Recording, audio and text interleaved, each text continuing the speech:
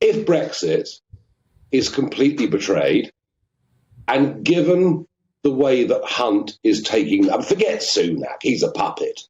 Hunt's in charge. Hunt's running the place. Given the direction Hunt is taking us in, if we really are going to completely sell out in every way towards a Swiss-style deal or whatever else it may be, then if we get to that point, I would have no choice but to do something. It is not, Dan Wootton, top of my bucket list, I can promise you. No, you've got the best job in the world, Nigel, now, right? You've got the best job in the world at GBNews. I'm thoroughly enjoying GBNews. I'm thoroughly enjoying the fact that we're actually building a platform that I believe, by the time of the next general election, is going to be a serious force in the national debate in our country. And that's because the growth of GBNews is organic.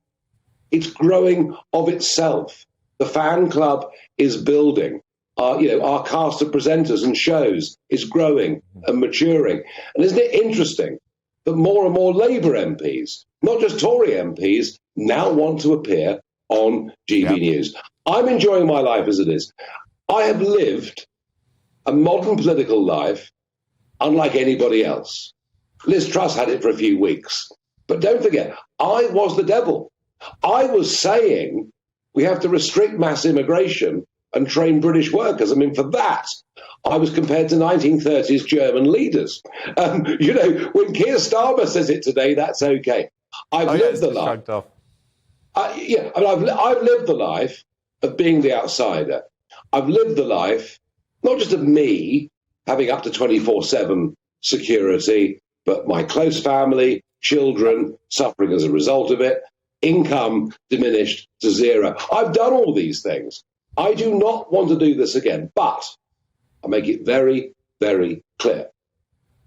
If, as in 2019, under Theresa May, when I had my first big comeback, if I have to really look like a modern-day Sinatra and come back again, then if they betray Brexit, I would be left with no option. And I want to say this very clearly to Conservative Party leaders and thinkers. If I have to come back and do this again, at the next general election, you won't lose. You will be obliterated. Literally obliterated. It will be like the collapse of the Liberal Party 100 years ago, who then got replaced by Labour. So it's up to you guys. I'm the bogeyman. I'm the badass. I'm the bad guy. You don't need me back in politics. I will ruin your political careers. You'll all be out of work.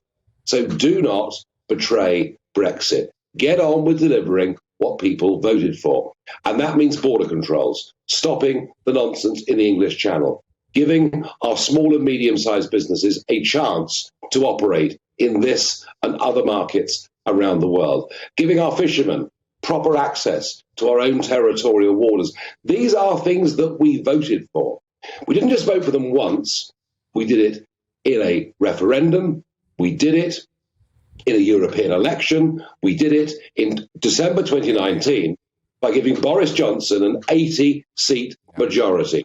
There was no doubt that Johnson took the Brexit Party agenda and won a big majority. Dad, I was thrilled, delighted.